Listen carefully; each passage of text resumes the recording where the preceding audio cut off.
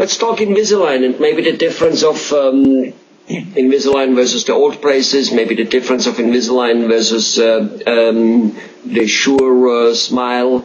But mainly tell us of how Invisalign work and for whom they are pretty damn good, a good option to do. As I've said before, I was one of the first 25 trained in the country, and I knew the people actually that even invented it. It really is more or less a way of positioning teeth incrementally from where you start to where you're going to end up. And for each step of the way, you make a clear aligner that fits over, so you change things step by step. With braces, there's usually not that kind of step-by-step thing, and especially with Sure Smile, we don't need to have steps. We can go directly from point A to point B because of how exacting the robotic wires are.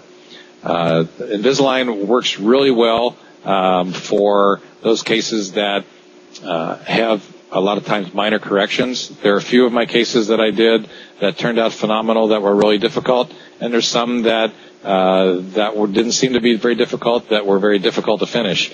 I would say probably in order to get the kind of quality that I like and what my patients expect as far as exact finishes, I'd say close to half of the Invisalign cases that I did, I ended up putting braces on at the end to fine-tune things. I know the Invisalign people don't like to hear me say stuff like that, but there is a place for it. It is definitely not a cure-all. And in many instances, it doesn't quite give the kind of exactness that you can with fixed appliances. I see. And when you have younger teenagers who are maybe a little bit on the holodrio slappy side, like I am still at my advanced age, then there's the additional chance that they take it out for lunch, dinner, breakfast, which they should, right? It's a good thing that you can take them out, brush your teeth normally, and put them back in.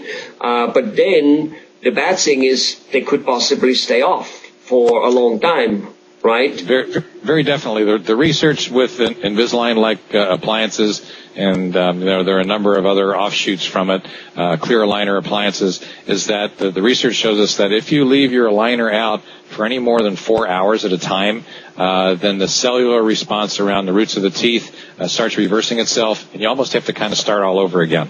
It's a very difficult thing to be completely committed and follow the directions exactly like you're supposed to. I did Invisaligns on myself in 2000 after they first came out to see what it was like. And it was not difficult to wear them, but it was difficult to make sure you had them in all the time. It's real easy to forget them and real easy to not wear them. And especially for our younger patients, I always did kind of keep the parents away from that if it was at all possible. I had some of my teenagers that did great with them, but for the most part, it's a hard thing to commit to sometimes. Well, that's with everything in life. I mean, some people, of course, better at it. Like my wife, whatever she starts with it, whether it's a vitamin regime or something she does with her face or whatever it may be, brushing, for instance, I'm usually through showering, shaving, washing, and she's still brushing. And, she does it religiously. And for people like her, Invisalign would pose no problem at all.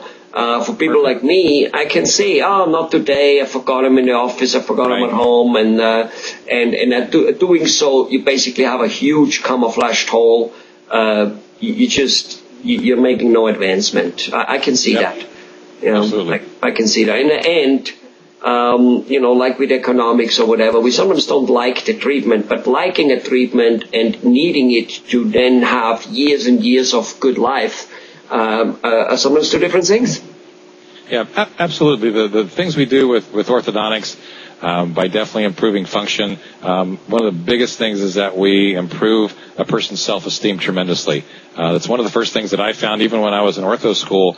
I'd have people come in that were very afraid of their smiles, and they'd talk to you with their hands over their mouth, were afraid to smile. And I can't tell you how many of my patients, when we're all done, you can't stop them from smiling. And their parents and their families are just amazed at the different person that comes out at the other end. Nothing beats $1 million smile, huh? Absolutely. Absolutely. All right.